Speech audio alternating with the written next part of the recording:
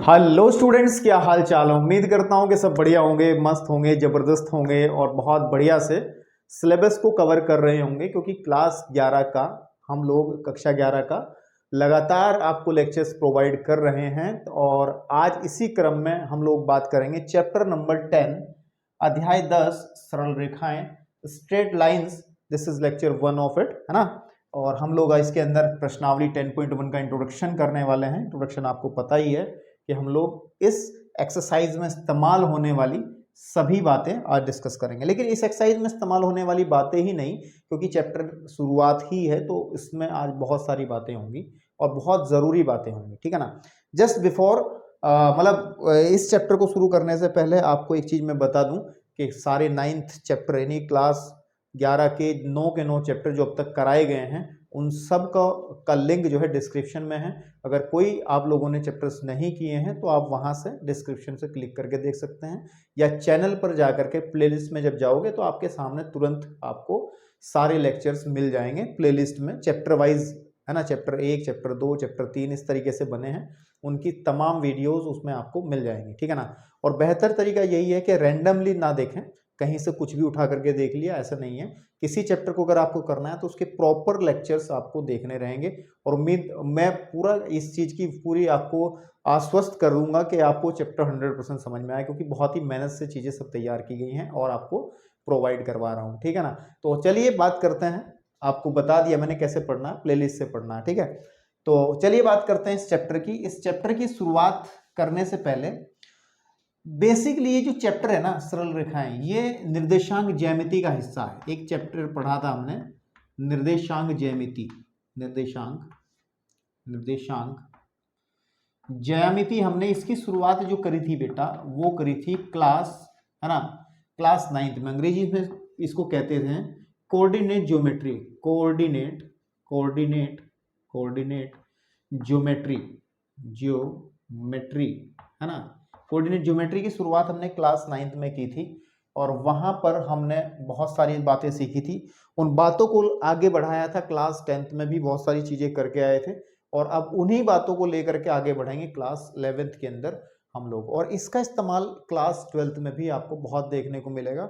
और class 12th में अगर चैप्टर्स करने हैं अच्छे से तो इसको बहुत ढंग से समझना पड़ेगा, ठीक है। बड़ा अच्छा, इंपॉर्टेंट, सरल, और सबसे बड़ी बात है इंटरेस्टिंग है।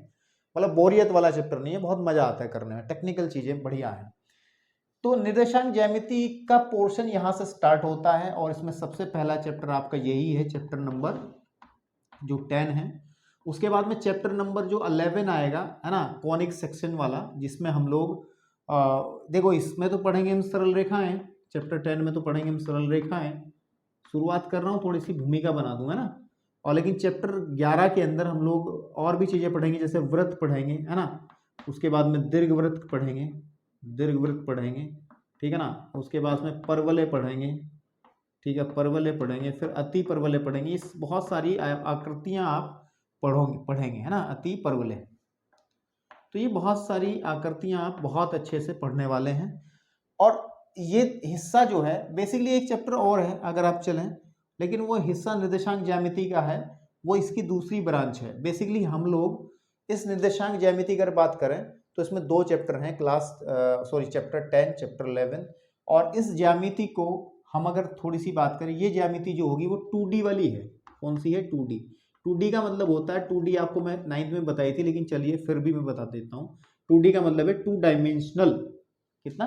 2 डायमेंशनल, या हिंदी में कहें तो द्विविमीय, है ना, द्विविमीय, है ना। द्विविमीय का मतलब क्या है कि इसके अंदर हम जो स्टडी करते हैं केवल 2 ही विमा में बात करते हैं, एक्स एक्सिस और वाई एक्सिस में बात करते हैं, है ना। 2 ही तो होते हैं, एक्स एक्सिस और वाई एक्सिस, यानी कि एक समतल तल में बात करते हैं, ठीक है ना। तो अब आपके माइंड में चल रहा होगा कि ये रेखाएं, व्रत, इस तरीके से चीजें ये इसके अंदर क्यों घुस गई निर्देशांक ज्यामिति के अंदर। तो इन क्वेश्चंस का जवाब आपको धीरे धीरे जब चैप्टर्स आगे बढ़ेगा सब समझ में आएगा, है ना। और सरल रेखाओं को जब समझोगे, स्ट्रेट लाइन को, तो ये सब क्लियर होने शुरू हो जाएंगी चीजें, ठीक है बेटा।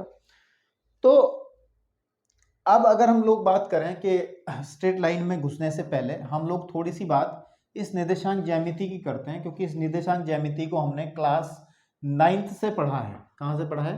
क्लास 9th में भी पढ़ा है, जो कि मैं पहले कह चुका हूँ क्लास 10th में भी पढ़ा है। तो ठीक ठाक चीज़ें आपको जो चीज़ें वहाँ पढ़ी थी उसको माइंड में रख कर के यहाँ आना पड़ेगा, तब जाके चीज़ों को आप बेहतर तरीके से समझ पाएंगे। अदरवाइज फिर ऐसे ही होगा, है ना, क्योंकि मैथमेटिक्स है, ऐसे ही कुछ नहीं होता है, सब चीज़ें लिंक हैं, और अगर लिंक पीछे से कनेक्शन नहीं जुड़ेगा आपका तो फिर आपको दिक्कतें समस्याएं आएंगी।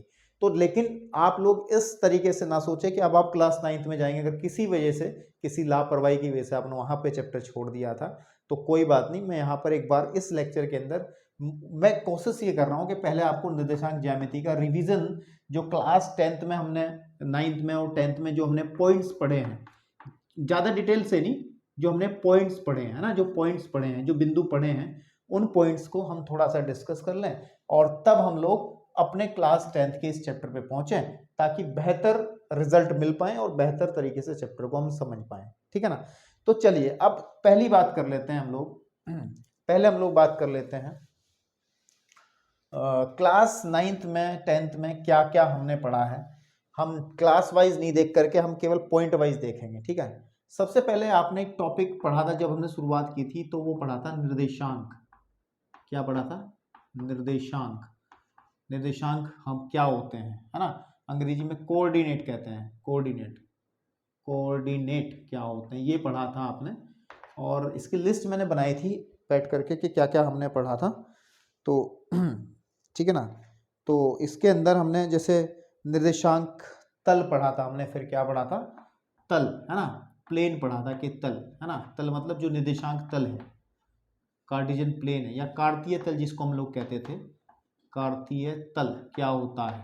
कार्तीय तल क्या होता है? पहले नंबर पे कार्तीय तल ही पढ़ना है, वैसे निर्देशांक बाद में पढ़ेंगे, पहले नंबर पे मैं कार्तीय तल ही पढ़ना है। तो दूसरे नंबर पे हमें देखना है निर्देशांक क्या होते हैं, निर्देशांक, कोऑर्डिनेट क्या होते हैं। और इसकी लिस्ट में अगर मैं देखूं तो तीसरे नंबर पे हम लोग किसी पॉइंट की पोजीशन को, है ना, बिंदु की, कोई भी बिंदु अगर आपके पास बिंदु की स्थिति को कार्तीय तल में कैसे दिखाते हैं, कार्तीय तल में इसका निरूपण कैसे करते हैं, इस बारे में हमने बात करनी है। ये जो पॉइंट्स मैं लिख रहा हूँ, इन पॉइंट्स को जैसे जैसे आप समझोगे तो आप बिल्कुल तैयार हो जाओगे क्लास 11th की इस ज्योमेट्री को समझने के लिए।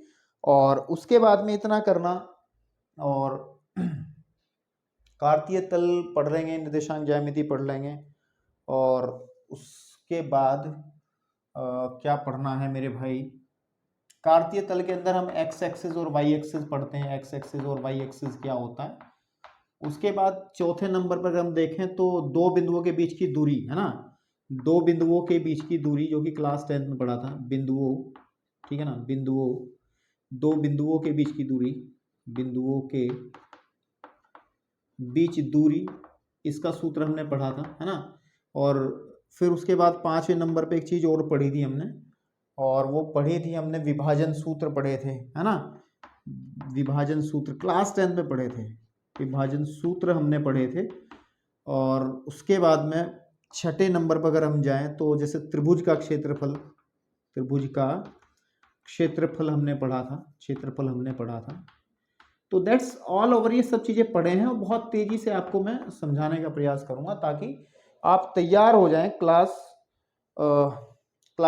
11th की इस चैप्टर को समझने के लिए। चलिए सबसे पहले बात करें कार्तीय तल क्या होता है।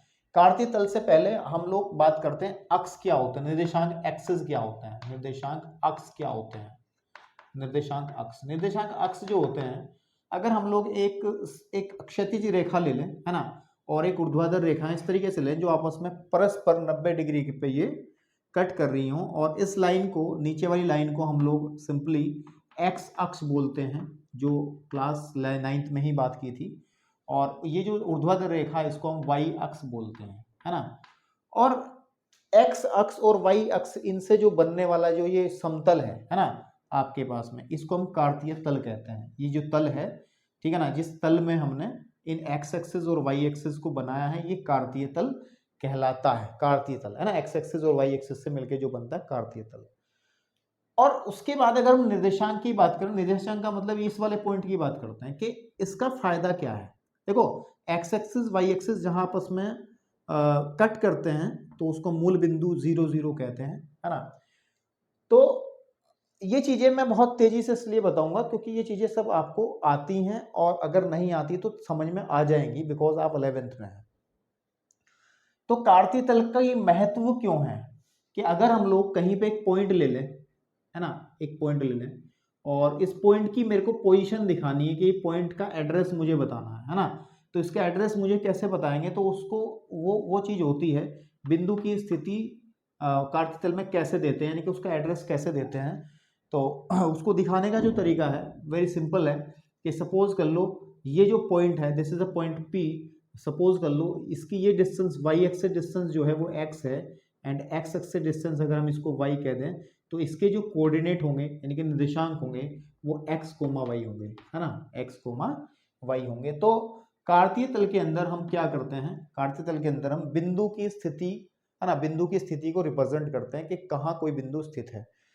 तो इस तरीके से चीजें समझनी है और आपको ध्यान देना है, बहुत अच्छे से ध्यान देना है। ये जो x है the first coordinate of this, इस बिंदु का p बिंदु का पहला जो कोऑर्डिनेट है x, x को हम लोग कहते हैं भुज, है ना, अंग्रेजी में इसको कहते हैं एब्सिसा, एब्सिसा, ठीक है ना आपके पास में। और इसको कहते हैं y को कहते हैं कोटि, y को कहते हैं कोटि, और अंग्रेजी में इसको कहते हैं ऑर्डिनेट, क्या कहते हैं, ऑर्डिनेट। तो भुज कोटि आप लोगों को पता है, किसी भी पॉइंट्स को अगर हम रिप्रेजेंट करते हैं कि कार्तीय तल में किसी पॉइंट्स को दिखाते हैं तो भुज कोटि के रूप में दिखाते हैं, जहां पर भुज जो है ये रिप्रेजेंट ये है क्या, एक्स है क्या, x coordinate is what, x coordinate जो है वो वाई अक्ष से दूरी दिखाता है इस पॉइंट की, कि वाई अक्ष से ये पॉइंट कितनी दूरी पर है, तो ये हमें दिखाता है भुज, यानी कि वाई अक्ष से दूरी को रिप्रेजेंट करता है, वाई अक्ष से दूरी को रिप्रेजेंट करता है। और अगर हम x जो हमारा कोटि है इस कोटि की बात करें, कोटि क्या होती है, ये y है कोटि, यानी कि डिस्टेंस जो है y, और ये जो y है सही में ये x अक्ष से दूरी को रिप्रेजेंट करता है, x अक्ष से दूरी को बताता है, ठीक है ना। तो ये बड़ी छोटी छोटी बातें जो क्लास 9th में ही सीखी थी, लेकिन यहाँ भी इनको थोड़ा सा रिकॉल करना जरूरी है ताकि आपको अच्छे से चीजें समझ में आ जाए, ठीक है ना। अब इतना अगर हम दिखाएं, आपको ध्यान दें, तो एक एग्जाम्पल लेते हैं, ठीक है ना, एक एग्जाम्पल लेते हैं, एग्जाम्पल कि इतना अगर आप वीडियो को पॉज करके नोट करना चाहते हैं, इसमें कुछ है आपके लायक तो नोट कर लो, क्योंकि मैं कुछ बातें आपसे करना चाहता हूँ, ठीक है। एक एग्जाम्पल लेते हैं, हमें सपोज कर लीजिए कुछ पॉइंट्स प्लॉट करने हैं, है ना, हमें कहा है कि जैसे -3,2 या 3,2 को ऐसा कुछ कह दे को हम लोग कार्तीय तल में, है ना, तल में दर्शाना चाहते हैं, यानी कि निरूपित करना चाहते हैं, निरूपित करो, है ना, या दर्शाओ, है ना, दर्शाओ, ठीक है।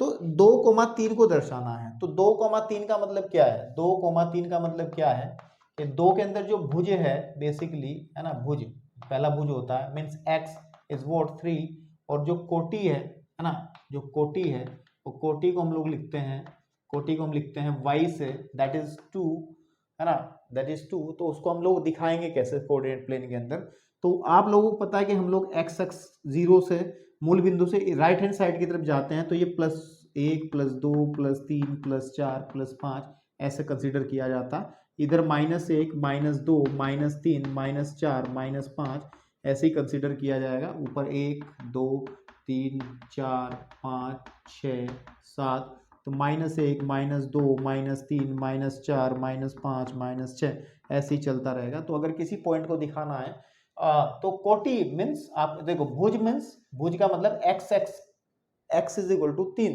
तो x इज इक्वल टू 3 का मतलब यह है कि आप x एक्सिस पे 3 डिस्टेंस चलोगे, 1 2 3 यहाँ पर, और फिर यहाँ पर हमारा ये हो गया, है ना।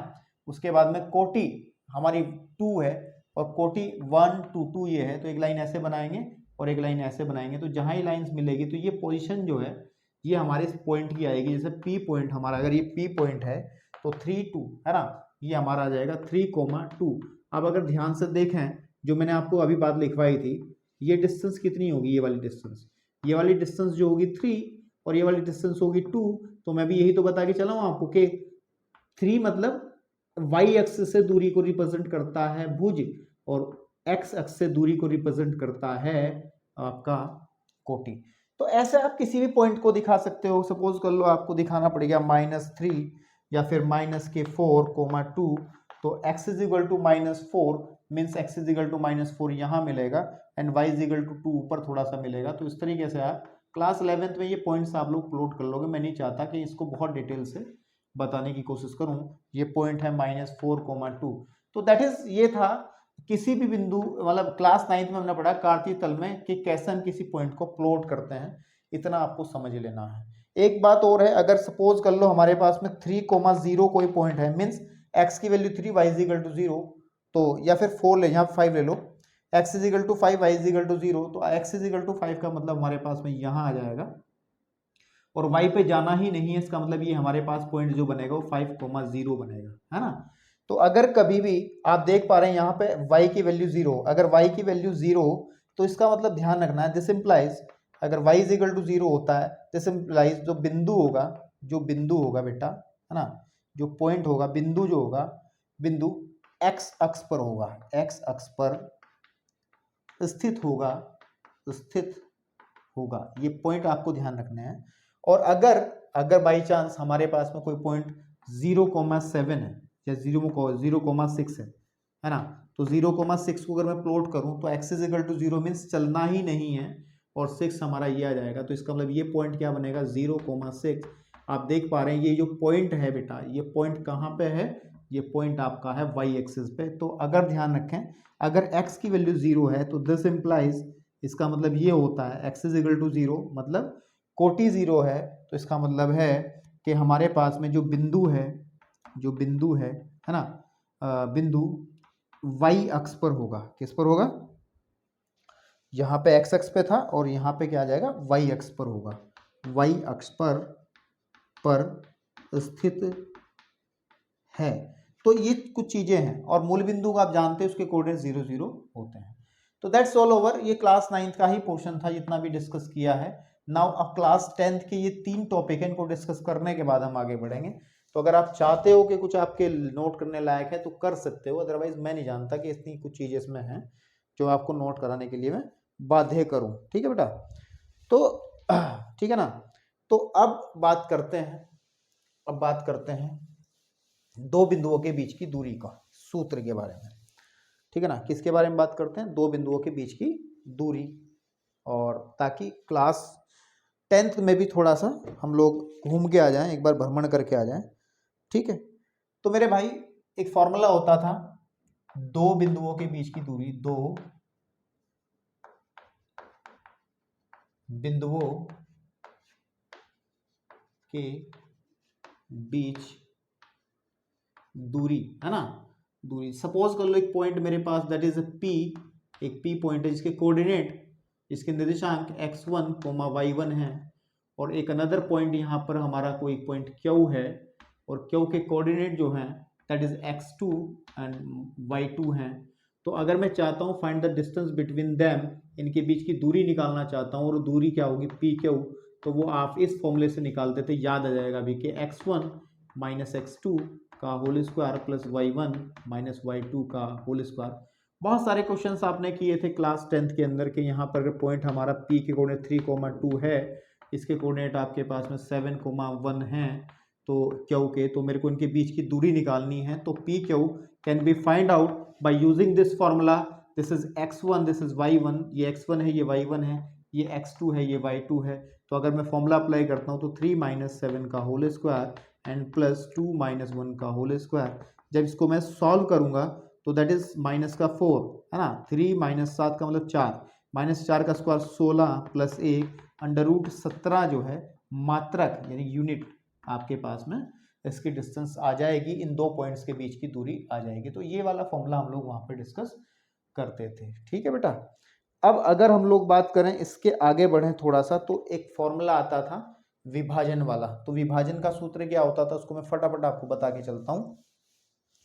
विभाजन में क्या होता था कि देखो, अगर विभाजन में क्या होता था कि अगर कोई लाइन है ना, ये कोई लाइन है जिसका एक कोऑर्डिनेट सपोज कर लो ये P हमारे पास में है, जिसके कोऑर्डिनेट x1, y1 है, ठीक है ना, और ये कोई क्यू है जिसके कोऑर्डिनेट x2, y2 हैं, और कोई अनदर पॉइंट सपोज कर लो हमारे पास यहाँ पर r है, एनीवेयर, है ना, ऐसा नहीं बिल्कुल बीच में होगा, एनीवेयर कहीं भी है, जो इस लाइन को m/n में डिवाइड करता है, मतलब ये हिस्सा m है, ये हिस्सा n है, तो इसका जो कोऑर्डिनेट होंगे xy, इसका जो कोऑर्डिनेट होंगे xy, उसको कैसे निकाला जाता है ये हमने क्लास 10th में सीखा था। तो जो पॉइंट है जो विभाजित कर रहा है, इस विभाजन को कहते हैं अंतः विभाजन। क्या कहते हैं? अंतः विभाजन, ठीक है ना। अंतः, एक बाह्य विभाजन भी होता है, उसके बारे में डिस्कस करेंगे लेकिन लेटर ऑन। तो अंतः विभाजन वाले के अंदर अगर मैं, हमारे पास पी क्यू, इस लाइन को ऐसे लिखा जाता है कि आर यानी कि एक्स वाई रेखाखंड पी क्यू को, है ना, पी क्यू को m/n, m अनुपात n में विभाजित करता है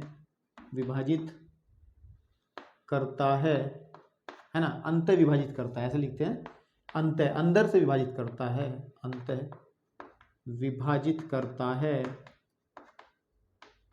है। तो ये जो x है इसको कैसे निकाला जाता है? x can be find out by using the formula. किस तरीके से निकाल सकते हैं, ध्यान रखना है, वो है x2m, ठीक है ना, x2m plus x1n upon m plus n। इस फॉर्मूले से तो आप इसका पहला कोऑर्डिनेट यानी कि इस बिंदु की भुज निकाली जा सकती है, और इसकी कोटि यानी कि y जो है, y निकालने के लिए फॉर्मूला लगेगा y2m plus y1n upon m plus n। इसको हम यूज करके विभाजन का कार्य कर सकते हैं। फॉर एग्जाम्पल, एक एग्जाम्पल आपके सामने लेके चलता हूँ ताकि क्लियर हो जाए अच्छे से। सपोज कर लो ये हमारे पास P कोई पॉइंट है, आपकी किताब से अगर मैं उठा लूँ, ठीक है ना, आपकी किताब से उठाऊँ या कोई और उठा लो, जैसे सपोज कर लो ये 3,2 पॉइंट है, और ये पॉइंट हमारे पास में Q है जिसके कोऑर्डिनेट 1,5 मान लिए हमने, है ना, 1,5 मान लिए। कोई दूसरा पॉइंट है हमारे पास R जो इसको 2:3 में डिवाइड करता है, तो इसके कोऑर्डिनेट जो x, y होंगे तो कैसे निकाले जाएंगे? तो x can be find out by using this formula, इस फॉर्मूले को यूज करते हुए, क्योंकि x2 का काम करेगा ये वाला, बिकॉज देखो ये x1 हो गया, ये y1 हो गया, और ये x2 है, ये y2 है। तो मेरे भाई, तो x2 y1 यानी कि 1 × 2 plus x1 y3 2 + 3, sorry 3 × 3 upon m1 + m2 2 + 3, that is equal to 9 और 2 हो गए 11/5। तो हमारा जो भुज आ गया वो आ गया 11/5। ऐसे ही हम y भी फाइंड आउट कर सकते हैं। तो y फाइंड आउट जब हो जाएगा, इसका मतलब हो जाएगा कैसे कि y2, दिस इज y2, 5 जो है y2 है, y2m का मतलब 5 × 2 प्लस y1n यानी कि 2 × 3/2 + 3, दैट इज इक्वल टू 10 + 6 16/5, है ना। तो इसका मतलब जो r जो आएगा, r जो पॉइंट आएगा, r के जो कोऑर्डिनेट रहेंगे वो कोऑर्डिनेट रहेंगे 11/5 एंड 16/5, ठीक है ना। तो ये आपका एक तरीका था कि कैसे विभाजन वाला सूत्र अप्लाई किया जाता है, ठीक है ना। तो इस चीज को लेकर के, अच्छा इसका एक स्पेशल केस भी होता था, है ना, इसका एक स्पेशल केस भी होता था, उसको भी जान लें। आप कुछ नोट करना चाहते हैं तो वीडियो को पॉज करके बेटा फटाफट नोट कर लें, ठीक है ना। देखिए, अब देखिएगा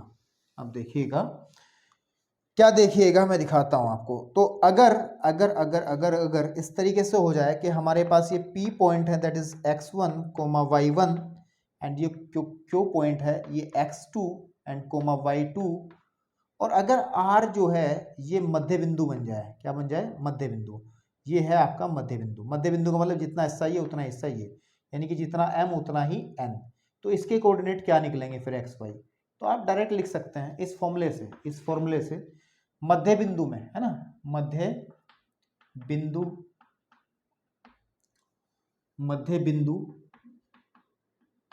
के लिए हम लोग m = n कंसीडर कर लेते हैं, क्योंकि दोनों इससे सेम होंगे। भाई ये m है, ये n था, अगर मध्य बिंदु है जितना हिस्सा ये होगा उतना ये होगा, मीन्स ये भी हमारे पास में अगर ये 1 है तो ये भी 1 होगा, सीधी सी बात है ना। तो आप एक काम कर लेंगे, इस फॉर्मूले में m is equal to n भर लेते हैं, यानी कहने की बात x की जो वैल्यू आ जाएगी वो आ जाएगी x2 n plus x1 n बटे n प्लस n। अगर इसको मैं सॉल्व कर लूँ, n ऊपर से कॉमन निकल आएगा, अंदर बचेगा x2 plus x1 upon 2n, है ना, 2n, n से n कट जाएगा तो x का कोऑर्डिनेट आ जाएगा x2 प्लस x1 अपॉन 2, या इसको x1 प्लस x2 अपॉन 2 भी लिख सकते हैं। ऐसे y का कोऑर्डिनेट भी ऐसे ही y1 प्लस y2 बटे 2 आ जाएगा, y1 प्लस y2 बटे 2 आ जाएगा। मीन्स जो r रहेगा हमारा, r मीन्स अगर r मध्य बिंदु है तो उसके कोऑर्डिनेट डायरेक्टली ही हम लोग x1 plus x2 upon 2 and y1 plus y2 upon 2 से फाइंड आउट कर सकते हैं। अगर r पी क्यू का मध्य बिंदु है, मध्य बिंदु है, तब ये काम आप कर सकते हैं, ठीक है ना।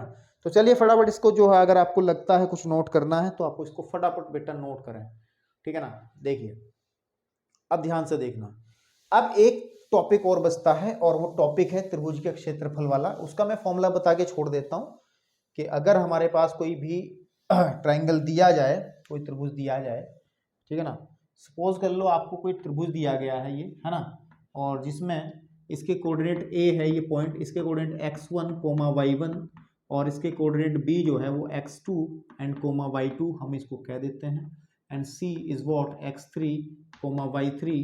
तो हाउ कैन हम इसका जो त्रिभुज का जो क्षेत्रफल है, त्रिभुज का जो क्षेत्रफल है, त्रिभुज ABC का क्षेत्रफल जो है किस फॉर्मूले से निकालेंगे। वो फॉर्मूला आपने याद किया था क्लास 10th में, और वो फॉर्मूला था आपका कि x1 यहाँ पे ब्रैकेट बना लेंगे, x2 यहाँ पे ब्रैकेट बना लेंगे, प्लस x3 और यहाँ पर ब्रैकेट बना लेंगे। इसको याद आपने कर लिया था वहाँ, और दोबारा से करेंगे तो हो जाएगा, ऐसी कोई बड़ी बात नहीं। x1 यहाँ जाएगा y2 minus y3 and y3 minus y1 and y1 minus y2। तो बेटे इसको याद करना कोई इतनी बड़ी बात नहीं है, आप लोग क्लास 11th में है, इसे एक झटके में याद कर लोगे। देखो x1 है तो अंदर की तरफ 2 3 आएगा, यानी कि y2 माइनस y3, फिर x2 आया तो 2 वाला पोर्शन अंदर नहीं आएगा, 3 1 आ जाएगा। मतलब आई डोंट नो कि कैसे याद आपको करना है, ये बड़ी छोटी चीज़ है, आराम से इसको याद कर लोगे। उम्मीद करता हूँ कि ये याद होगा भी आपको। तो इसका ठीक है ना। और अगर एक कंडीशन और थी हमारे पास में संरेख वाली, क्या कंडीशन थी कि अगर ABC संरेख हो, यदि देखो यदि जो हमारे बिंदु हैं, बिंदु A B तथा C, ये जो अगर तीनों पॉइंट्स संरेख हो जाएं, संरेख का मतलब कोलिनियर, एक ही लाइन में, है ना, संरेख हो। संरेख का मतलब है कि इट मीन्स कि हमारे पास ये देखो A यहाँ है और B यहाँ है और C यहाँ है, मतलब तीनों पॉइंट्स ये सेम लाइन में, एक ही लाइन में आ जाएं, तो फिर क्या होगा, फिर कुछ नहीं होगा, फिर ये कोई त्रिभुज बनाएंगे ही नहीं, और जब त्रिभुज बनेगा ही नहीं तो उसका क्षेत्रफल रहेगा 0। तो ध्यान रखना है, फिर अगर संरेख होते हैं तो हम उसका क्षेत्रफल को, यानी कि ट्राइंगल ABC का जो क्षेत्रफल है उसको हम 0 के इक्वल लेकर के चलते हैं, ठीक है ना। और जो भी हमें क्वेश्चन में जैसे भी इस्तेमाल करना होता है इस्तेमाल कर लेते हैं, ठीक है ना। तो अगर इसको 0 लेके चलेंगे, इसका मतलब क्या है कि 1/2 x1 y2 minus y3 and plus x2 y3 minus y1 plus x3 into y1 minus y2 को भी 0 लेकर के चलेंगे। और आप ध्यान दें 1/2 को उधर ले जाएं तो ये भी खत्म। तो बेसिक कंडीशन, जो रिक्वायर्ड कंडीशन है वो ये आ जाती है कि अगर हमारा कोई भी पॉइंट संरेख होता है तो, ठीक है। तो दैट्स ऑल ओवर। यहाँ तक जो अभी तक बात हुई है बेटा, बहुत तेजी से, बहुत आराम से मतलब तेजी से भी और आराम से भी, ये क्लास 9th और 10th में जो चीज़ें पढ़ी थी उससे बातचीत हुई है। थोड़ा सा तेजी से कराया मैंने काम, तो उम्मीद करता हूँ कि इतनी चीज़ें आपको समझ में आ गई होंगी। ये पहले से आपको कुछ पता भी होंगी, हल्की फुल्की, अब रिकॉल दोबारा हो चुकी होंगी। तो चलिए अब हम लोग बढ़ते हैं सरल रेखा, यानी कि जो इस चैप्टर की जो हम बात करनी है उस पर थोड़ी सी जांच पड़ताल अब करते हैं, ठीक है बेटा। क्या होता है, ठीक है ना, अंग्रेजी में कहते हैं स्लोप ऑफ ए लाइन, ठीक है ना। अंग्रेजी में भी ध्यान रखें, ढाल मतलब स्लोप, है ना, आपके पास में। और कुछ किताबों में इसको रेखा की प्रवणता भी कहते हैं, प्रवणता शब्द इस्तेमाल किया गया है। वैसे एनसीईआरटी के अंदर कहीं भी प्रवणता शब्द का इस्तेमाल नहीं है। तो अगर आप इसको, मतलब मैं तो इसलिए बता रहा हूँ, ये शब्द भी आपको इसलिए बताया है कि ढाल को प्रवणता भी कहते हैं। कई बार क्या होता है कि कोई किताब आपने हाथ में ली और उसमें प्रवणता शब्द इस्तेमाल हुआ तो आप लोग परेशान हो जाओगे, तो लेकिन परेशान होने की कोई जरूरत नहीं है। तो चलिए पढ़ते हैं क्या है। देखिए बहुत ध्यान से समझना है, बस छोटी छोटी बातें हैं और छोटी छोटी बातों को बहुत अच्छे से पकड़ना है ताकि बड़े बड़े क्वेश्चंस को कर लें। देखो अगर मेरे पास में सपोज कर लो एक कार्तीय तल है, ठीक है ना, ये एक्स एक्सिस है और ये वाई एक्सिस है। इस कार्तीय तल में बेटा मैंने ये कोई लाइन बना ली, ये कोई रेखा एल है, ये कोई रेखा एल है। मैं बात कर रहा हूं, मैं डिस्कस करना चाहता हूं किस टॉपिक को, कि इसकी ढाल क्या होगा, इसका ढाल। ढाल वैसे नॉर्मल शब्द है, ढाल आपने सुना भी होगा, जैसे किसी भी छत का ढाल जहां को पानी निकलता है कि किस तरफ इसका ढाल करना है, ढाल समझते हो ना, स्लोप है ना, कि कहीं पानी रुक ना जाए, तो वही ढाल है इसमें भी। तो ढाल हमें समझने के लिए क्या करना पड़ेगा, इस लाइन का मुझे ढाल देखना है। इस लाइन का ढाल देखने से पहले नंबर एक जो चीज आती है उसको समझना है, वो होता है झुकाव। क्या होता है, झुकाव, है ना। और झुकाव को समझना है कि कितना झुकाव है, और झुकाव हमेशा एक कोण होता है, और वो कैसा कोण होता है ध्यान से देखना।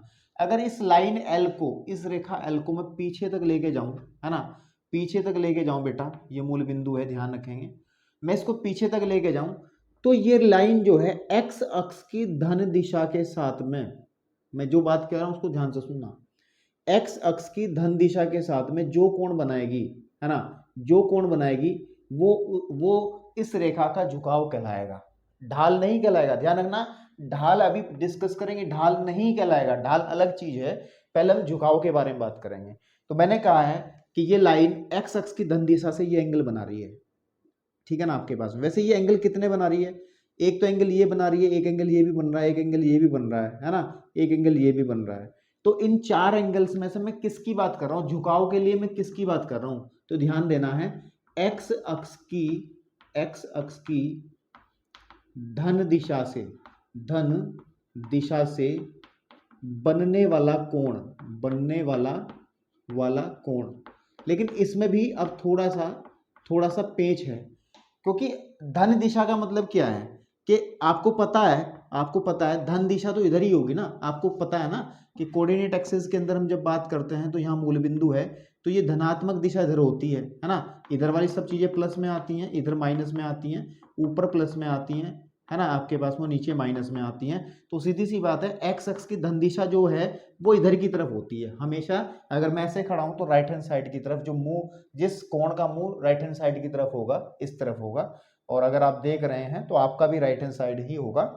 तो इसका मतलब इन चारों कोणों में से हम लोगों को कौन सा कोण लेना है, तो आप इनको तो लेंगे नहीं, इन दोनों को तो नहीं लेंगे, ये वाला कोण नहीं लेंगे, क्योंकि ये धन दिशा की तरफ नहीं है, धन दिशा की तरफ नहीं है, पॉजिटिव डायरेक्शन में नहीं है, इस तरफ होना चाहिए था। तो ये क्योंकि ये वाला कोण नेगेटिव डायरेक्शन की तरफ शो कर रहा है, ये भी कोण नेगेटिव डायरेक्शन की तरफ शो कर रहा है, तो इन दोनों कोणों की तो बात होगी नहीं। अब मेरे पास बचते हैं दो कोण, एक कोण ये बचता है, एक कोण ये बचता है, तो इनमें से किस कोण को लेंगे और कौन सा झुकाव होगा। देखो अब सुनो मेरी बात, हमने ये बात तो लिख दी एक्स अक्ष की धन दिशा से बनने वाला कोण, लेकिन कोण दो टाइप के हैं। आपको पता, कोण जो बनते हैं वो होता है, कुछ तो होते हैं आपके पास में, देखो अगर मैं कोण को नापता हूं इस तरफ, यानी कि एंटी क्लॉकवाइज, तो कोण कैसा होता है, प्लस में होता है, ट्रिग्नोमेट्री में पढ़ के आए थे। अगर कोण को ऐसे नापते हैं, एंटी क्लॉकवाइज ऐसे नापते हैं, तो ऐसे करके, तो है ना, आपके पास में तो होता है एंटी क्लॉकवाइज, तो होता है प्लस में। लेकिन अगर कोण को हम लोग ऐसे नापते हैं इस तरीके से, रिवर्स क्लॉकवाइज डायरेक्शन में, घड़ी की सुइयों की चलने की दिशा में, तो हम लोग इसको माइनस लेते हैं। तो सीधी सी बात है, अगर मैं कोण को नापूंगा तो ये वाला कोण तो पॉजिटिव होगा, है ना, और ये वाला कोण अगर मैं नापूंगा एक्स अक्ष से, ये वाला कोण नापूंगा तो ये नेगेटिव होगा, तो नेगेटिव वाला नहीं लेंगे, हम लोग लेंगे ऊपर वाला। तो सीधी बात है, एंगल कौन सा लेना है, एक्स अक्ष की धन दिशा से बनने वाला कोण, और वो भी कौन सा, जो एंटी क्लॉकवाइज होगा, क्लॉकवाइज जो होगा आपके पास में, उसको आपको लेना है।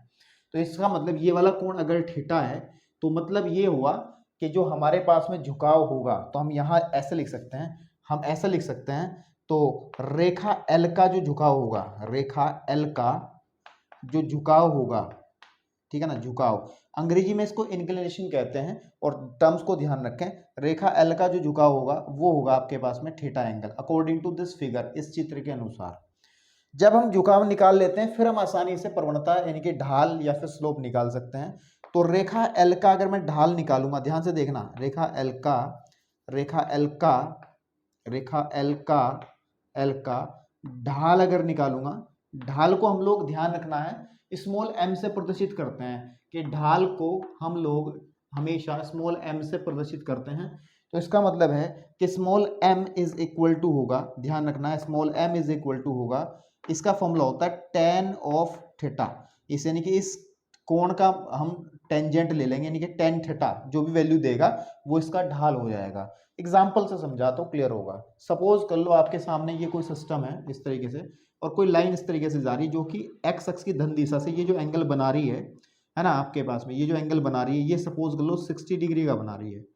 तो इसका मतलब क्या है, इसका झुकाव, इस रेखा एल का झुकाव तो होगा 60 डिग्री, थीटा का मान तो आ गया 60 डिग्री, लेकिन हम चाहते हैं प्रवणता निकालनी, तो प्रवणता मतलब या फिर ढाल निकालना। तो जो ढाल होगा यानी कि जो एम होगा टेन थीटा के इक्वल, तो टेन थीटा का मतलब 60 डिग्री लेके चलेंगे, और 60 डिग्री की वैल्यू आपके दिमाग से तुरंत आनी चाहिए, दिमाग से निकलनी चाहिए, ना कि आप वापस फिर क्लास आप टेबल खंगालने लगे। अगर ऐसी छोटी छोटी चीजें आपके अभी तक याद नहीं हुई हैं तो फिर बहुत कोने में जाके बैठ के रोने का विषय है। तो tan 60 का मान जो बनेगा वो बनता है √3, इसका मतलब इस रेखा की प्रवणता, इस एल रेखा की प्रवणता वो √3 होगी। तो ये बहुत ध्यान रखने वाली बात है, ठीक है। तो मैंने जो बात बताई है उसमें सबसे जरूरी और इंपॉर्टेंट बात ये है कि एंगल कौन सा लेना है। एक दो फिगर बना के और दिखाता हूं मैं आपको, ताकि आपको समझ में आए, ठीक है ना। आप वीडियो को पॉज करके जो चीज जरूरी है उसको नोट कर लो, ठीक है ना, आपके पास में। चलिए, हो गया। चलो, अब जरूरी थोड़ा ही कि लाइन ऐसे ही आएगी, लाइन तो कैसे भी आ सकती है, लाइन तो कैसे भी आ सकती है भाई, उसकी क्या बात हो गई, है ना, आपके पास में लाइन तो कैसे भी आ सकती है, ठीक है। सपोज कर लो हमारे पास ये एक सिस्टम है ना, और लाइन इस बार ऐसे आई, ये एक्स एक्सिस है, ये वाई एक्सिस है, और ये मूल बिंदु है ओ, और सपोज कर लो ये कोई लाइन एल है। तो इसका पहले झुकाव हमें देखना पड़ेगा। तो एंगल कौन सा लिया जाएगा, एक्स अक्ष की धन दिशा से। अब मेरी बात सुनो, ये लाइन एक्स अक्ष तो ये है, एक्स अक्ष से कौन सा कोण बनाती है, ये भी बनाती है और ये भी बनाती है। नीचे वाले तो लेंगे नहीं क्योंकि नेगेटिव हो जाते हैं, तो ऊपर वाला जो कोण होगा ये वाला, यही लेना पड़ेगा हमें, क्योंकि यही एक्स अक्ष की धन दिशा की तरफ है ना, एक्स अक्ष की धन दिशा की तरफ यही कोण बन रहा है। तो अगर ये कोण सपोज कर लो 120 डिग्री का है, तो इस रेखा एल की प्रवणता जो बनेगी m is equal to formula होता है tan थीटा, यानी कि m इज इक्वल टू आ जाएगा tan 120 डिग्री, और m is equal to tan 120 का मान कैसे निकालेंगे, हम निकालेंगे tan 90 प्लस 30, इसका मतलब आ जाएगा tan 90 प्लस 30 माइनस का कोट 30, और कोट 30 का मान होता है आपके पास में √3। तो आपके पास समझ में आ जाएगा कि इस लाइन की जो प्रवणता बनेगी वो बनेगी माइनस के √3। ऐसे बहुत सारे क्वेश्चंस करने हैं, कोई दिक्कत नहीं है, लेकिन कुछ स्पेशल केस हमें देखने हैं। क्या देखने हैं, स्पेशल केस, ठीक है। तो बेसिक सी बात ये है, हमने जो अब तक सीखा उसको लिख लेते हैं, उसको क्या कर लेते हैं, लिख लेते हैं अच्छे से, कि हमने ये लिखा है, एक छोटा सा चित्र बना करके लिख लेते हैं। यहाँ पे मैं छोटा सा एक चित्र बना लूँ, है ना, ये एक्स एक्सिस हो गया, ये वाई एक्सिस होगा। सपोज कर लो ये कोई लाइन एल है, ठीक है ना, आपके पास में। तो क्या लिखेंगे, यदि कोई रेखा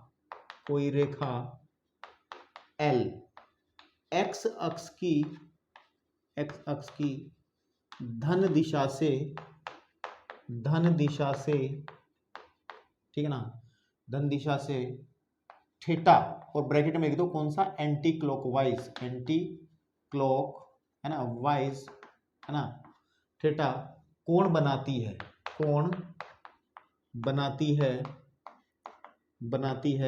तो, है ना। अब ध्यान देना, थीटा एंटी क्लॉकवाइज का मतलब क्या है, सीधी सी बात है, हम लोग इस कोण की बात करें, मतलब कैसे नापना है, ऐसे नापना है। अगर इस तरफ ये वाला नापने लगे ना, नीचे वाला, क्योंकि ये भी तो कोण बन रहा है, ये नेगेटिव एंगल हो जाएगा, ये आपका क्लॉकवाइज चला जाएगा। इसका मतलब ये वाला कोण नहीं लेंगे, हम लेंगे ये वाला ही कोण, है ना, ये वाला ही कोण हम लोग लेंगे। तो ध्यान रहे, कोण बनाती है तो जो रेखा हमारी एल है, रेखा एल का जो झुकाव होगा, सबसे पहले हम ये देखेंगे का जो झुकाव है उसको हम कहेंगे वो थीटा होगा, और तथा रेखा एल की जो प्रवणता है, रेखा एल की जो प्रवणता या फिर ढाल कहो, क्योंकि एनसीईआरटी में ढाल इस्तेमाल किया है, ढाल एम जो है वो होता है टेन थीटा के इक्वल। तो यानी कि m is equal to tan theta is your basic formula जिसका यूज हमें करना है। तो ये एक नोट बना करके या फिर पॉइंट नंबर 1 बना करके आप कर सकते हो, ठीक है ना। अच्छा, एक बात ध्यान और रखनी है, अगर आपको याद रहे, आप इस एंटी क्लॉकवाइज वाले चक्कर में अगर कंफ्यूज हो रहे हो तो उसके लिए एक बात ध्यान रखें, थीटा का जो वैल्यू होता है ना वो 0 के बराबर और 90 से 180 से छोटा नहीं, 0 से बड़ा 180 से आपके पास में रेंज में देख लूँ एक बार, हाँ 0 से तो बड़ा या बराबर होगा 0 डिग्री से, और 180 से एकदम से छोटा होगा इस थीटा की वैल्यू। और ये यही कहेगा, इसका मतलब क्या है, इसका मतलब क्या है कि धनात्मक कोण होगा। धनात्मक कोण का मतलब कोण इधर ही नापना होगा, तो ये भी हमें ध्यान रखना है ना, आपके पास में ये भी बात ध्यान रखनी है। तो कुछ केसेस और हैं और इसके साथ जुड़ी हुई कुछ बातें और हैं। अब कुछ केस नंबर 1 डिस्कस करते हैं, बहुत जरूरी बातें करनी है बाज, ठीक है। नंबर 1 ध्यान से देखना, इन चीजों को सबको लिखना है, समझ के लिखना है कि अगर theta is equal to 0 degree हो जाए हो तो क्या होगा। हो तो अगर थीटा इज इक्वल टू 0 तब जो m है वो tan 0 हो जाएगा, है ना, और tan 0 का मान आपका 0 हो जाएगा। लेकिन ऐसा केस कब बनेगा, इसको अगर देखें, थीटा इज इक्वल टू 0 का मतलब कि x अक्ष की धन दिशा से लाइन 0 डिग्री का कोण बना रही है। ऐसा चित्र कब बनेगा, देखो मैं बताता हूं आपको, टेंशन नहीं वाली बात नहीं, ये x एक्सिस है, ये y एक्सिस है, ये मूल बिंदु है। अगर कोई लाइन, अगर कोई रेखा x अक्ष के समांतर हो, देखो अगर समांतर होगी, ये कोई लाइन्स है जैसे L1 होगी, L2 होगी, L3 है, ये तो x अक्ष हो ही गया, नीचे की तरफ चले जाओ L4 है, L5 है, ये सारी रेखाएं, ये सभी रेखाएं x अक्ष के समांतर हैं। और अगर x अक्ष के समांतर हैं तो बेटा सीधी सी बात है ना कि अगर समांतर रेखाएं होती हैं तो उनके बीच में कोण 0 डिग्री होता है। इसका मतलब ये है कि ये जितनी भी रेखाएं आएंगी, जितनी भी रेखाएं, इन सब के लिए m की वैल्यू 0 होगी, इसके लिए भी m की वैल्यू 0 होगी, इसकी प्रवणता भी 0 होगी, इसकी प्रवणता भी 0 होगी, और इसकी प्रवणता भी 0 होगी। और ऐसे ही चलते चलते x अक्ष की प्रवणता कोई तुम्हारे से पूछ ले तो कह देंगे कि सर इसकी प्रवणता भी 0 ही होगी, क्योंकि x अक्ष अपने आप से ही 0 डिग्री का कोण बनाएगा।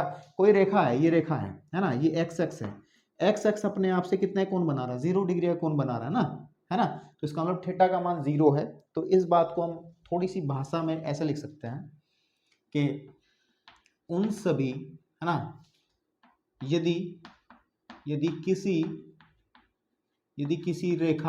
किसी रेखा का मतलब है कि सबके बारे में बात ना करके जनरल बात कर रहा हूं, किसी रेखा का x अक्ष से झुकाव, x अक्ष की धन दिशा ले लो, है ना, x अक्ष की धन दिशा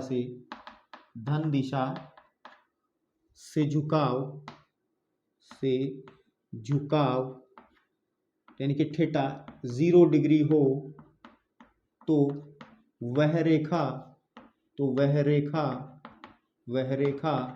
x अक्ष के समांतर,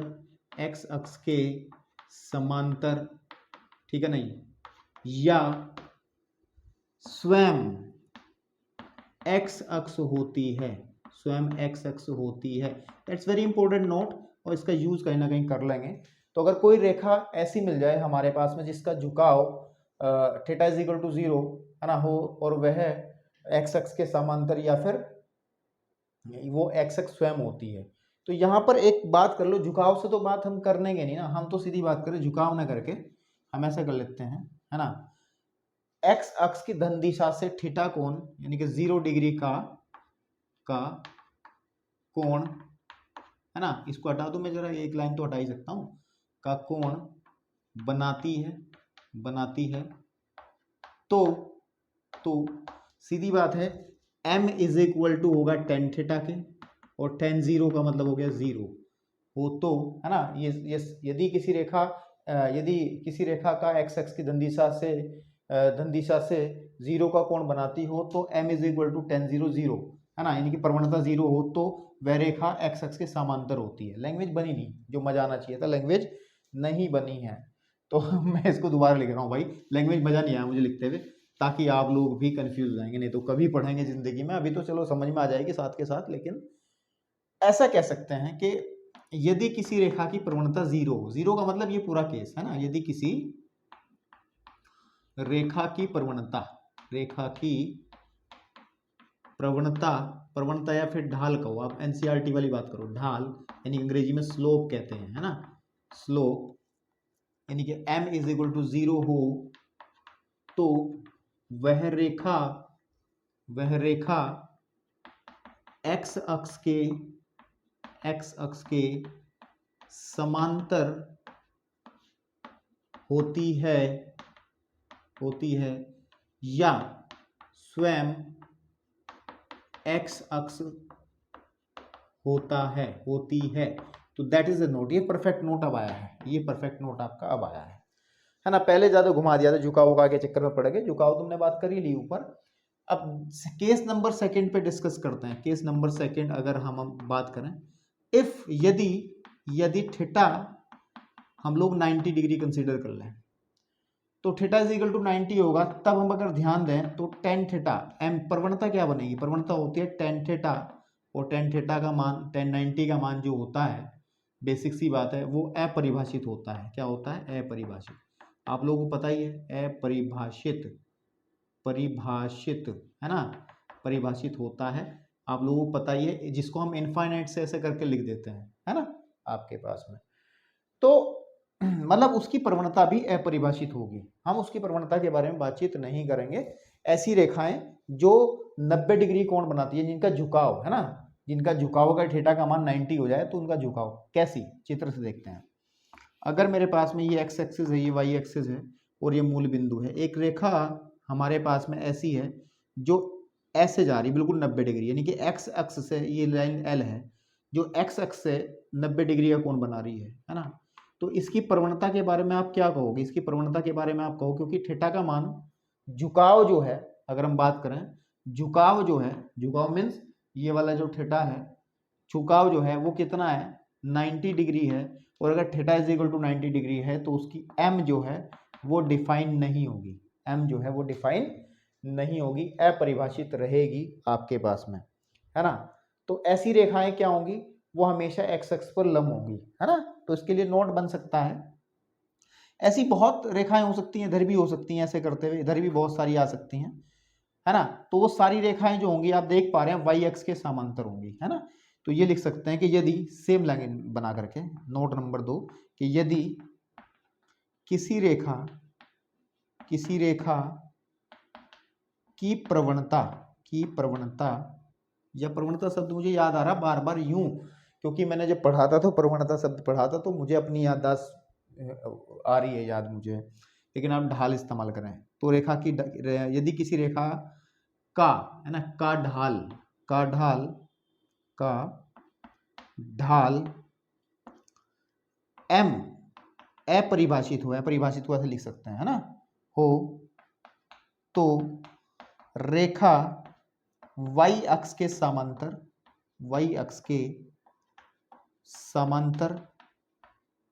ठीक है ना, या y अक्ष स्वयं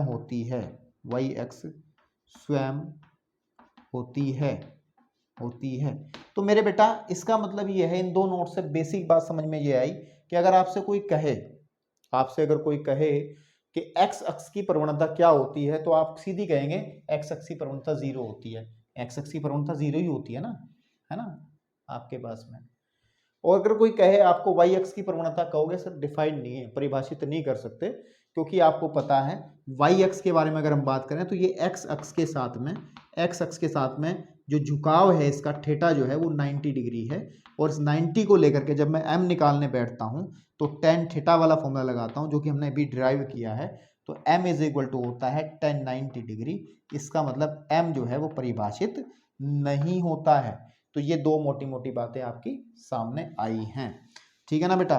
तो अभी आपको बड़ा अजीब चीजें समझ में आ रही होंगी, लेकिन उम्मीद करता हूँ कि 10-12% 20% लेके अभी से चलोगे, आप इतनी चीजें समझ के चलोगे, लेकिन जब क्वेश्चंस करेंगे तो I think it's going to be very easy, ये बहुत आसान होने जा रहा है। ये सब चीजें बतानी पड़ती हैं, इसलिए बताई गई हैं, है ना, नहीं तो क्वेश्चंस तो बहुत आसान होंगे।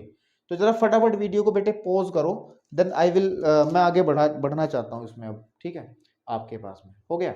चलिए अब देखिए मेरी बात सुनो, अब मेरी बात सुनो।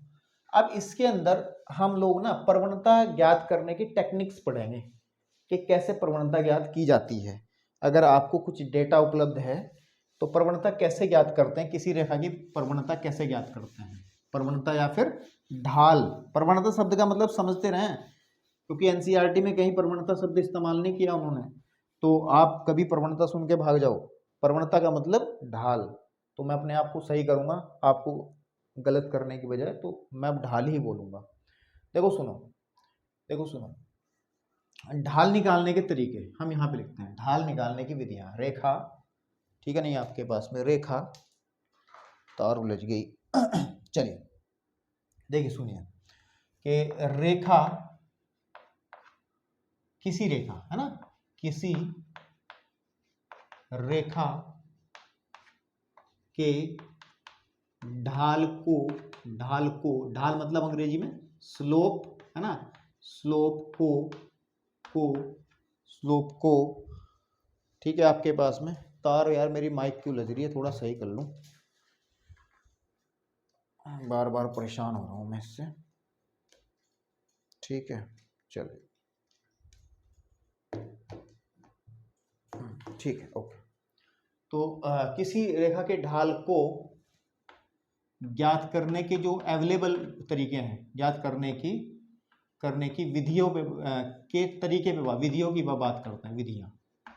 देखो सीधी सी बात है, आपने अभी तक सिर्फ इस चैप्टर में दो चीजें पढ़ी हैं। नंबर एक पढ़ी है कि यदि रेखा का झुकाव, हमें अगर रेखा का झुकाव पता हो, रेखा का झुकाव थीटा हो तो जो ढाल बनेगा, अभी हमने ये बात की है, ढाल जो m बनेगा दैट इज tan थीटा, हम लोग tan ये वाला फॉर्मूला यूज करके निकाल सकते हैं। लेकिन एक और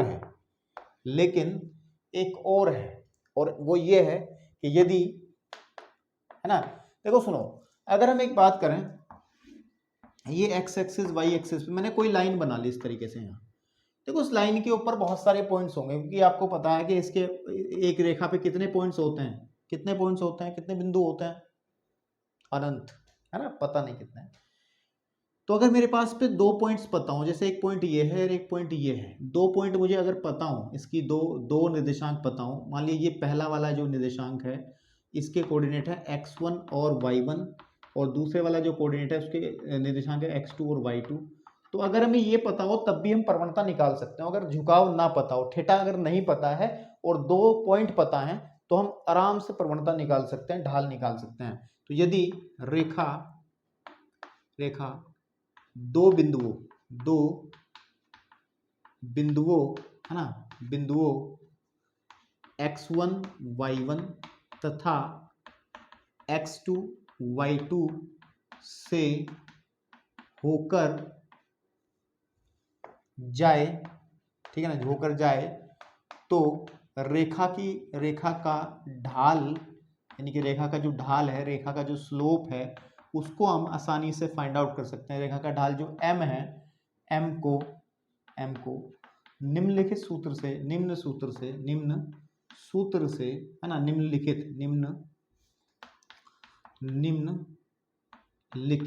है ना, निम्नलिखित सूत्र से ज्ञात कर सकते हैं, और वो सूत्र क्या है मैं लिख रहा हूं, दैट इज कर सकते हैं। तो सूत्र है m is equal to y2 minus y1 upon x2 minus x1। इसका यूज बहुत करेंगे अगर ये इच्छा पैदा हो रही हो आपके अंदर कि गुरुजी कहाँ से पैदा हुआ, तो इसकी जानने की वैसे जरूरत तो नहीं है, लेकिन क्लास 11th में हो तो आपको जानना चाहिए। मेरा मानना यह है कि अगर आप डायरेक्ट क्वेश्चंस के अंदर ये फॉर्मूला लगा लोगे तो कोई दुनिया की ताकत नहीं आपके नंबर काट दे, वो गलत ठहरा दे, है ना। लेकिन ये फॉर्मूला बना कैसे, और इस चीज को आपको समझना चाहिए, क्योंकि आपका थोड़ा सा माइंड जो है डेवलप होगा और उस तरीके से सोचना शुरू करेगा। जो हम लोग इस चैप्टर में पढ़ेंगे चीजें, उसमें इस तरीके का माइंड सेट चाहिए, ताकि चित्र में आप लोग चीजें देख पाएं कि कैसे ये सब चीज़ें बनती हैं। तो पहले तो मैं इस पे एग्जाम्पल कराऊंगा आपको, तब आगे बढ़ूंगा। और आप अगर अपनी एनसीईआरटी किताब उठाओगे तो इसमें मेरे बेटा इसके अंदर एग्जाम्पल नंबर आप 1 पे देखोगे। एग्जाम्पल नंबर 1 हमें दिया गया है। उदाहरण नंबर 1 के अंदर अगर आप ध्यान देंगे, उदाहरण नंबर 1 के अंदर ए बी सी डी करके 4 क्वेश्चन दिए गए हैं। और इन 4 क्वेश्चन में मैं लिख देता हूं पहले। उसने कहा कि 3 कोमा -2, इसमें मैं ए पार्ट कर रहा हूं, ठीक है। और -1,4 से जाने वाली रेखा, ठीक है ना, रेखा का ढाल ज्ञात करो। ये हमें क्वेश्चन दिया है, बेसिकली ये क्वेश्चन है। तो सीधी बात है, you can use the second वाला फॉर्मूला, आप इस फॉर्मूले को यूज कर सकते हो। और उस फॉर्मूले के अंदर अगर आप देखें कि जो x1 का काम करेगा वो 3x1 y1 है ना, ये पॉइंट्स है ना आपके पास, और ये वाला पॉइंट हो जाएगा x2 और y2, सीधी बात है। तो m can be find out इस फॉर्मूले से कि y2 minus y1 upon x2 minus x1, that is y2 का मान कितना बनेगा, वो बनेगा 4 माइनस y1 का मान कितना बनेगा, 2 बनेगा यहाँ से, है ना। तो माइनस का 2 अपॉन x2 माइनस x1 यानी कि माइनस का 1 एंड माइनस का 3, दैट इज ऊपर आ जाएगा आपके पास में 6 अपॉन माइनस का 4, और उसको काटो तो 2 तिया 6 और 2 दूनी 4, तो इसका मतलब माइनस के 3/2 जो है, फाइनली इसकी जो ढाल है वो माइनस के 3/2 आ जाएगी आसानी से। इसी तरीके से बाकी पार्ट्स को भी आप आसानी से बहुत अच्छे से बेटा कर सकते हो, आसानी से कर सकते हो। इसमें एक डी पार्ट और है, इसके अंदर एक डी पार्ट और है, उस डी पार्ट को मैं यहाँ करूँगा, है ना। जो एग्जाम्पल नंबर 2 का जो डी पार्ट है उसमें ना पॉइंट नहीं दिए उसने कहा धन x से थीटा कोण बनाती है। उसने कहा है धन x अक्ष से रेखा जो है, रेखा से कितना 60 डिग्री का 60 डिग्री का कोण है ना बनाती है। तो m निकालना है। अब देखो कोण दिया है और x अक्ष से धन दिशा से कोण देने का मतलब क्या है, झुकाव दे दिया। इसका मतलब हमें इस क्वेश्चन के अंदर थीटा इज दे दिया हमें 60 डिग्री, है ना। ऐसा कहीं होगा, ऐसा कुछ होगा, ये हमारा x एक्सिस, ये y एक्सिस, और ये रेखा l जिसकी प्रवणता निकालनी है, ये 60 डिग्री का कोण। तो थीटा इज इक्वल टू 60, तो उसकी जो हमारे पास में ढाल आएगा वो आएगा tan theta, that is m is equal to tan 60, और tan 60 की वैल्यू तुरंत माइंड से गोदाम से निकालो, अपने दिमाग के गोदाम से, √3, है ना। तो इसकी प्रवणता बन जाएगी ये। तो एग्जाम्पल नंबर 1 के बाकी पार्ट्स आप आसानी से अपने आप कर सकते हो।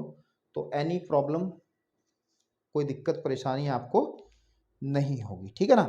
तो अब बात आती है कि ये फॉर्मूला कहाँ से आया, है ना। इस फॉर्मूले को थोड़ा सा जान लें, ठीक है ना। आप वीडियो को पॉज करके पहले चीजें नोट कर लो ताकि मैं अच्छे से इसको भी क्लियर कर सकूं, ठीक है। चलिए देखें, तो चित्र से देखना पड़ेगा इस बात को। किससे देखना पड़ेगा, चित्र से। मैं इसी से दिखा देता हूं। अब मेरी बात ध्यान से सुनना, अगर आपको कोऑर्डिनेट एक्सिस का पता है, निर्देशांक ज्यामिति की जानकारी थोड़ी बहुत रखते हो, तो आसानी से अब समझ में आ जाएगी बात। देखो इस पॉइंट के कोऑर्डिनेट जो हैं, इस पॉइंट के निर्देशांक जो हैं वो x1 y1 है। तो ये अंडरस्टूड सी बात है बेटा कि ये जो दूरी है, ये वाली दूरी y एक्स से दूरी, ये x1 होगी, और ये जो दूरी है, ये वाली जो दूरी है, ये y1 होगी ना मेरे बेटा, होगी। इतना क्लियर है भाई। इस पॉइंट के कोऑर्डिनेट x1 y1 है, तो x1 का मतलब ये दूरी x1 है। जैसे आपको पता है ना, अगर इस पॉइंट के कोऑर्डिनेट 3,4 होते तो आप कहते सर ये 3 होगी, ये 4 हो गई, तो वही तो बात कर रहा हूं मैं। अब इस कोऑर्डिनेट के पॉइंट x2 और y2 हो, तो दैट्स वेरी सिंपल टू से, ये आसान है कहने में कि ये वाला y2 हो जाएगा, और ये जो डिस्टेंस है ये हमारी x2 हो जाएगी। इतना तो क्लियर हो ही गया होगा आपको। थोड़ा नामकरण कर लेते हैं। सपोज कर लो इस पॉइंट को P कह लेते हैं, इस पॉइंट को Q कह लेते हैं, और हम लोग क्या करते हैं, इस लाइन को आगे तक बढ़ाते हैं यूँ करते हुए। उस पॉइंट को मैं कह लेता हूँ यहाँ पर, ये y2 है, इसको मैं R कह लेता हूँ। क्या कह लेता हूँ, R। तो जब मैंने ये काम किया तो मेरे को एक ट्रायंगल मिला, और एक ट्रायंगल ऐसा मिला जो कि समकोण है, यानी कि जिसमें ये एंगल 90 डिग्री का है। और अगर मैं ध्यान दूं, अगर मैं आप लोगों को एक बात समझाने की कोशिश करूं, तो मेरे बेटा एक बात सुनो, मेरी एक बात सुनो। ये टोटल डिस्टेंस कितनी है यहाँ से यहाँ तक की, ये बताओ मुझे पूरी। नॉट, ये तो पता ही है आपको यहाँ से यहाँ तक की तो ये x1 है, लेकिन ये पूरी कितनी है, ये पूरी है x2। देख लो ये x2 है ना, तो ये भी x2 ही होगी। और अगर मैं इस x2 में से ये वाला x1 घटा दूंगा तो मेरी ये निकल आ जाएगी। इसका मतलब ये जो बीच वाला पार्ट है यहाँ से यहाँ तक का, ये x2 माइनस x1 होगा। कौन सा होगा, हम लिख लें नीचे, जो PR होगा वो x2 माइनस x1 होगा। चित्र से ये बात हुई है, कहाँ से, चित्र से, है ना। और अगर मैं एक बात और कर लूँ आपके सामने, बिकॉज ये पूरी की पूरी y2 है और नीचे वाली x1 है, तो इसका मतलब यहाँ से यहाँ तक की भी, सॉरी यहाँ से यहाँ तक की भी y1 ही होगी। तो मैं चाहता हूँ ऊपर वाला पोर्शन निकालना, it means I want to find QR। तो QR कितना होगा, वो होगा पूरे y2 में से मैं y1 घटा दूंगा, और ये भी चित्र से ही हुआ, है ना। और अब इस ट्राइंगल के अंदर अगर इस कोण को थीटा कहा गया है, क्योंकि झुकाव तो यही है, बेसिकली इसको पीछे लेके जाओगे तो थीटा ये बनेगा, है ना। लेकिन थीटा ये वाला और ये वाला सेम होगा, क्योंकि संगत कोण है, क्योंकि ये रेखा समांतर है, तो ये संगत कोण बनेंगे। तो आप इस कोण को थीटा कह रहे हैं, तो ये भी थीटा ही होगा, ये भी थीटा ही होगा। तो हमें पता है इसका झुकाव कितना है, थीटा है, तो m इज इक्वल टू होता है टेन थीटा, और टेन थीटा की वैल्यू जब निकालेंगे तो होता है लंब बटे आधार ट्रिग्नोमेट्री में। तो लंब का काम करेगा आपका कौन सा, QR, और आधार का काम करेगा PR, है ना। और QR आपने निकाला है y2 माइनस y1, और उसका मान निकाला है x2 minus x1। That is very simple to say कि y2 minus y1 upon x2 minus x1, that is the formula to find the slope of this line. किसी भी रेखा का ढाल ज्ञात करने के लिए फॉर्मूला है, अगर उस रेखा के ऊपर 2 पॉइंट्स हमें दिए गए हों, अकॉर्डिंग टू जैसे इस एग्जांपल के अंदर हमने काम किया है। तो मेरे भाई इतना काम इस लेक्चर में रखते हैं, क्योंकि लेंथ ज्यादा हो जाएगी। हम लोग इसके इंट्रोडक्शन के सेकेंड पार्ट को नेक्स्ट लेक्चर के अंदर करेंगे। इतना रखते हैं, धन्यवाद।